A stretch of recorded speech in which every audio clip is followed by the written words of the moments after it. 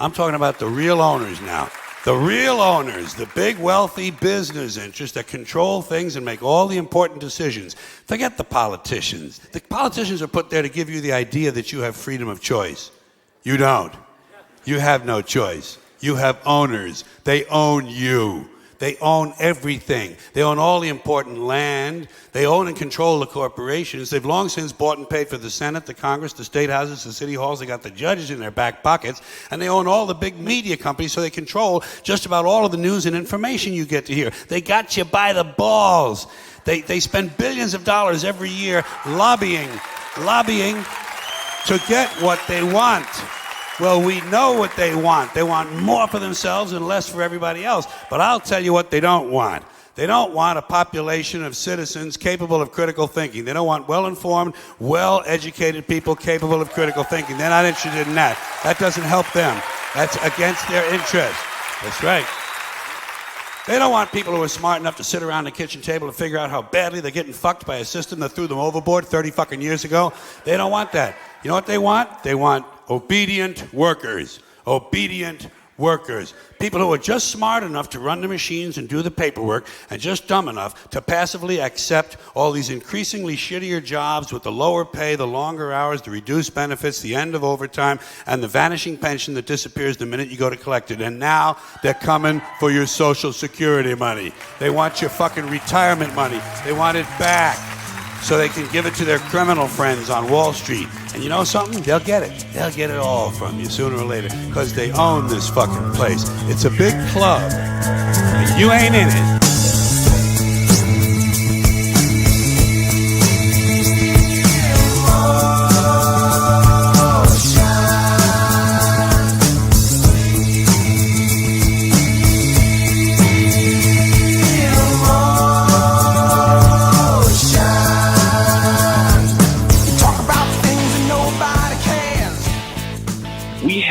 One of the most strongest members of the truth movement who has a global audience, and he's going to speak to some very particular details here. So I encourage our listeners to listen up and review this back in the archive. It's going to be good for you. Would you please answer questions about the Chabad Lubavitch organization? First of all, you have to understand the nature of the Ashkenazi Jewish construct, or how it was formed. Basically, Ashkenazi Jews were converts to Judaism in the year 760, and they come from an area of the world called Khazaria, which is in the steppes of Russia near the Caucasus Mountains and Georgia and Armenia. The group that has become Orthodox, they have an orthodoxy. They follow some very draconian, sometimes, and bizarre practices. They wear the black hats and they have the curly hair and the whole bit. This particular group formed their own search for the Messiah, their messianic search, and they believe they found it in a generational seat that is held by different people within their movement. And that last guy that they had was a guy named Menachem Shmerson.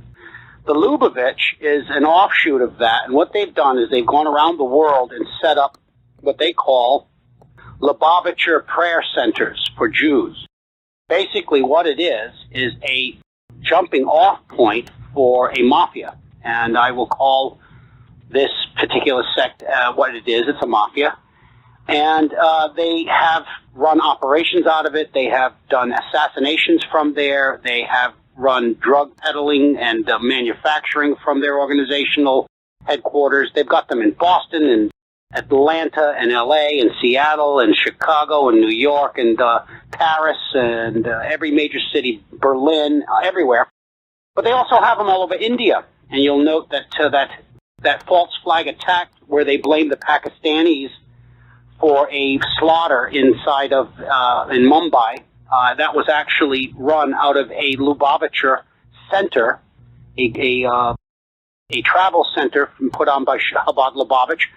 And the whole thing was under the guise, they're under the control of the Lubavitch. The Lubies had not been well known until I started talking about them about 7 years ago. They were really under the radar, and I started putting their information everywhere. I wasn't the first to know about their crimes or the fact that they were doing what they were doing, but I was the first person to popularize it within the alternative media. What ends up happening here is we have been pointing the finger at who controls the Lubavitch. Now, the Lubavitch is controlled through the banking fortunes of Rothschild, Oppenheimer, Levy, Solomon, Kahn, Loeb, and all of these different families, the Brothmans and others, and the Honigs out of, they were very big in the Austro-Hungarian Empire, but all these different leadership Jewish families from the Ashkenazi sect are involved in the financing and support of this worldwide expansion of Lubavitch. And they are basically centers for them to set up infiltrations even. Or in New York City, they run out and they've actually done assassinations that they've been fingered for. So, very dangerous group. They believe that non-Jews are cattle. They call us that. The name that we are given, and it means cattle, is Goyim. And they believe that we are put on this earth to serve Jews. And their rabbis within Lubavitch have stated as much, even recently, about 4 weeks ago. The Lubavitch rabbi in Israel said that Goyim were placed on the earth to serve Jews. In their documentation of the Babylonian Talmud, believed after they wipe out the bulk of human populations that are non-Jewish, there'll be 20 slaves for every Jew alive. That's what they believe in their Talmud and their Zohar. So anyway, it's hard to believe some of these statements I'm making, but it's backed up with years and years, even decades and even centuries of research. And you'd have to go back and look at a lot of the books that would bring a lot of light to these subjects. But I hope that answers your question. עכשיו, הגויים השם, כן?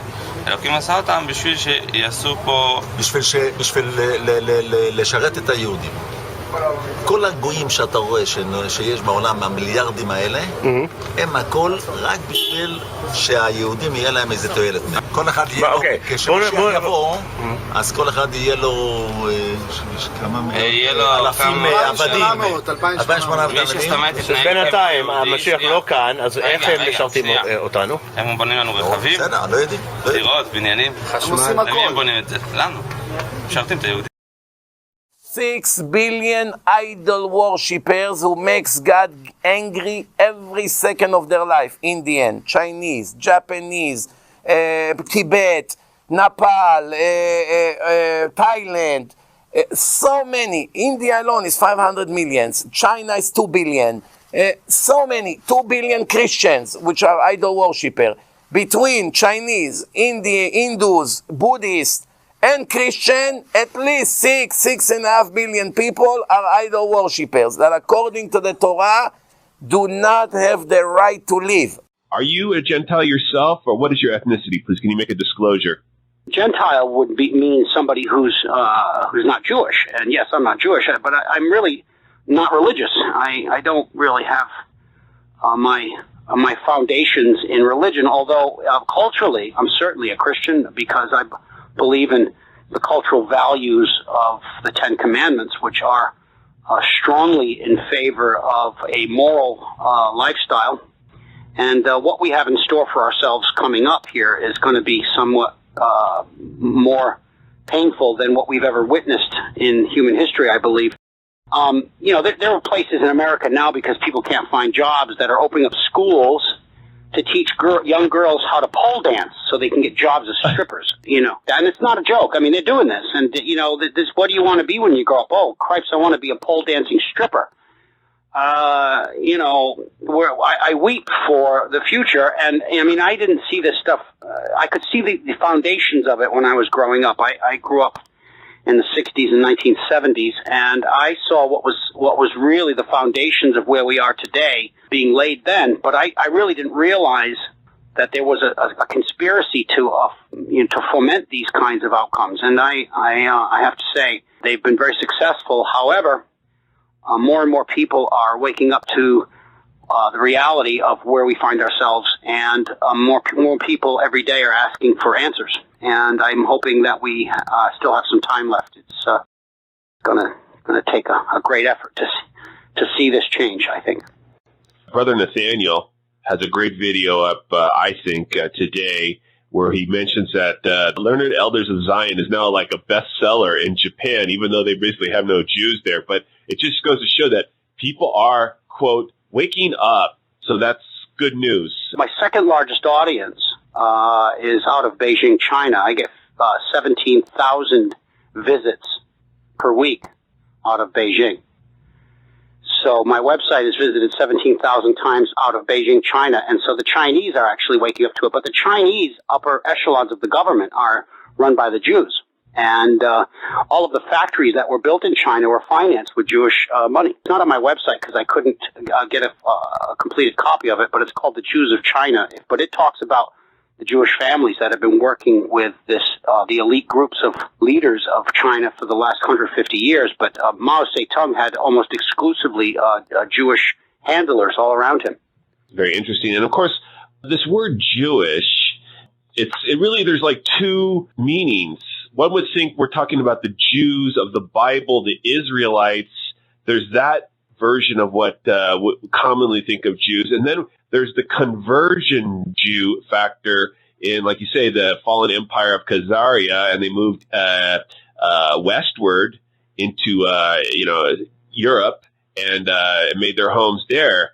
The Rus dispersed them out of Khazaria. The Khazarians were well known in the first through 7th centuries as being vicious traders. They were. Oh, really? Even in the north, where they would bring things down from the Vikings wouldn't mess with the Khazarians. They had a reputation of ruthlessness, and they have a mix of blood there of Rus, Turkoman, which is a offshoot of Armenian Turkish, and of the Huns, of Attila the Hun and the rest from the invasions that came out of the east. So. But this is way back in history, and they were phallic worshippers. They did not have a religion, and you can read all about that in Arthur Kessler's book, The 13th Tribe. Goes into great detail, but there have been other archaeologists and anthropologists who have written about this group.